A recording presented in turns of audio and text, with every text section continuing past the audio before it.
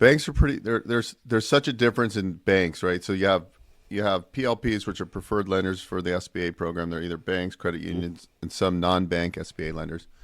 But you can go to one bank and you can bring one deal. Like I had a startup laundromat, for example, that no real estate, had no experience. I was able to get them 85% financing. It was $1,200,000 total project cost. Whatever, I funded like $1,022,000. And so, like, where else are you going to get that money? And he didn't have any collateral either. So Ooh. anytime a loan's over 500,000, unless there's real estate involved, there's always going to be a collateral shortfall. We SBA guidelines, we have to look for additional collateral, which I kind of find that's not fair because if a bank's willing to do the deal without collateral, but you're almost getting penalized because you have equity. Now, if you're in Texas, they have the Texas equity law. They can't collateralize your house, but in other states they can.